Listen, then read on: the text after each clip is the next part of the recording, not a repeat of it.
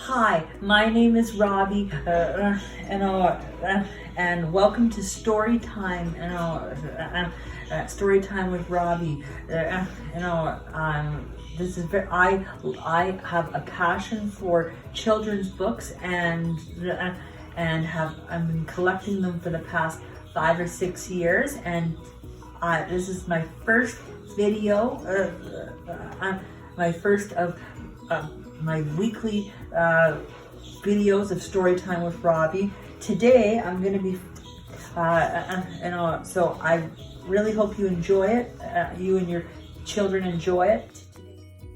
Okay, the books I'm going to be reading are Please, Mr. Panda by Antony, and Ivan, the Remarkable True Story of the Shopping Mall Gorilla by Katherine Applegate, and Cuddly Dudley by Alborough. The first book I'm going to read is Please, Mr. Panda by Antony.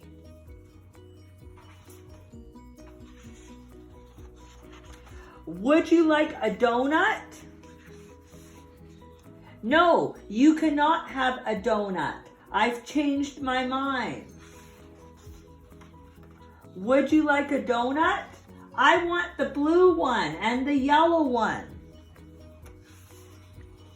No, you cannot have a donut. I've changed my mind. Would you like a donut? No, go away.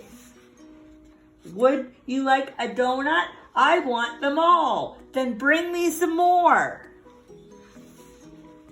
No, you cannot have a donut. I have changed my mind. Donuts. Would anyone else like a donut? Hello, may I have a donut? Please, Mr. Panda. You can have them all. Thank you very much. I love donuts. You're welcome. I do not like donuts. That end. The second book I'm going to read is Ivan, the Remarkable True Story of the Shopping Mall Gorilla by Katherine Applegate.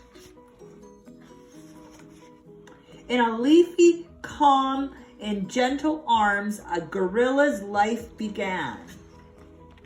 The baby was born in a tropical forest in Central Africa. He was part of a large family of western lowland gorillas. The troop included babies, juveniles, females, and a male leader, the silverback. The more the baby grew, the more he played. The more he played, the more he learned. He rode on his mother's back. He listened to the hoots and grunts and chest beats of his father. He watched the older gorillas, clever and quick, as they wrestled and chased and swung from vines. He did not learn about humans until it was too late. Poachers with loud guns and cruel hands stole the little gorilla and another baby. After thousands of miles and endless days in a black, damp crate, at last came light and fresh air. The jungle green with life was gone. The gorillas had traveled halfway around the world to Tacoma, Washington. A man who owned a shopping mall had ordered and paid for them, like a couple of pizzas, like a pair of shoes. People cooed and laughed and held the babies. They dressed them in human clothes and fed them human food. The shopping mall owner ran a Name the Babies contest. The winning names were Burma and Ivan. One dark day, soon after the babies arrived in their strange new world, Burma died. Without her, Ivan was all alone, with too much left to learn. While he was little, Ivan was cute and cuddly. For 3 years, he lived in a home like a human child. He slept in a bed and went to baseball games. He held babies and rode on a motorcycle. He had to learn many things gorillas in the wild don't ever need to know. The only thing Ivan didn't need to learn was how to eat. The more he ate, the more he grew. The more he grew, the less he could live a human life in a human house. A cage in the mall became Ivan's new home. There wasn't much to do. Sometimes Ivan watched TV. Sometimes he played with an old tire. Sometimes he finger painted, singing the papers with his thumbprint, or signing the papers with his thumbprint. Mostly, he watched the humans watching him. Ivan was about 13 when his coat began to shimmer with silvery white hairs. He'd grown in a silverback gorilla.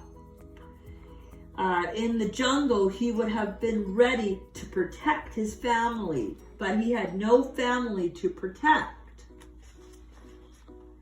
Year after year passed, people began to grow angry about Ivan's lonely life. Children and adults wrote letters and signed petitions and held protests. Ivan lived in a cage without the company of other gorillas for 27 years before he was sent on another journey. This time, the hands were gentle. Zoo Atlanta was a jungle. It was a place with walls. Still, the breeze carried jungle sounds and scents. Scientists who understand the needs of gorillas helped Ivan adjust slowly, carefully, gently to his new life. Finally, it was time. Was Ivan ready? Cameras clicked, reporters watched. When Ivan stepped onto the cool green grass, the sunlight gleaming on his silver hair, people cheered and laughed and wept with joy. Ivan, the shopping mall gorilla, was in a place with trees and grass and other gorillas at last. In a leafy, calm, and gentle arms, a gorilla's life began again. And the end. The third story I'm going to read today is called Cuddly Dudley by Alborough.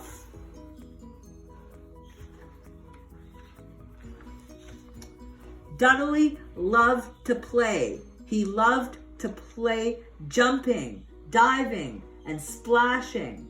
But most of all, Dudley loved to play all by himself. The trouble was, Dudley was such a lovely, cuddly penguin that whenever his brothers and sisters found him on his own, they just couldn't resist having a cuddle and a waddle and a cuddle with him. "Go away," Dudley would say. "Leave me alone." "We can't," came the reply. "You're just too cuddly, Dudley." "I'm fed up with all your huddling and waddling and cuddling," said Dudley one day. "I'm going to find a place where I can play all by myself." And off he went. He waddled for many, many miles until quite by chance, and he and he toddled. He found a little wooden house that looked perfect for a penguin, and it seemed to be empty. "At least," said Dudley, "a house of my own, a place where I can jump around all day without being disturbed." Just then there came a rap, tap, tap at the little wooden door. "It's us," said two of Dudley's sisters. "We followed your waddle prints. Can we come in?" "No, you certainly can't," said Dudley. "I'm very busy and I don't want to be disturbed, so please go away." And he shut the little wooden door and was alone once more. "At last," said Dudley, "a house of my own, a place where I can splash around all day without being..." Just then came a rap, tap, tap at the little wooden door. "It's us," said his brothers and sisters. "We followed your waddle prints." "No, you can we come in?" And "No, you certainly can't," said Dudley. "I want to huddle and waddle and cuddle. So for the very last time, stop following me around." He slammed the little wooden door and was alone once more. "At last," sighed Dudley, a house of my own." Bang, bang, bang went the little wooden door. "That does it," he said. "When I catch those penguins, I'll..."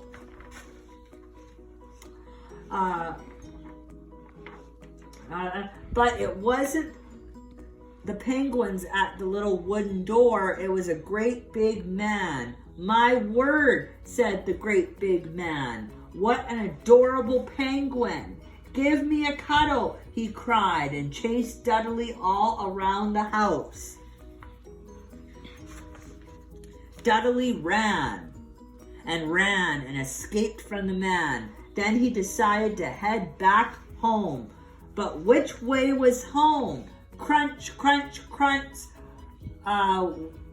went Dudley, looking for some waddle prints to follow. But when night came, he was still alone and completely lost. And now for the first time, he was lonely. He climbed a hill to get a better view. At the top, he saw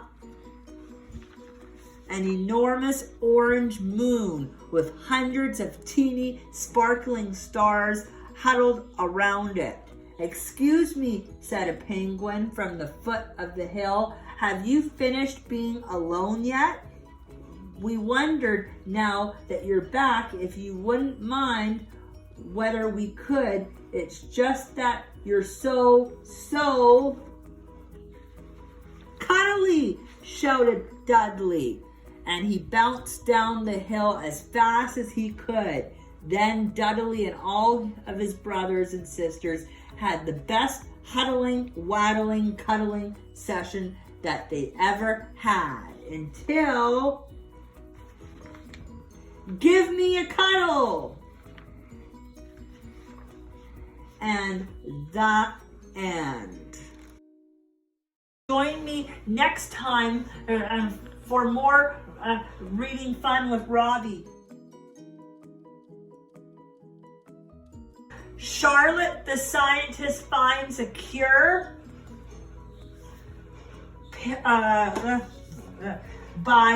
written by Camille Andrews, and the second book I'm going to read is Pig the Winner by Aaron Blabley, and Surf's Up by Kawaim Alexander. Hope you enjoyed. Remember to subscribe and comment if you on how you like the books. See you next time. Bye.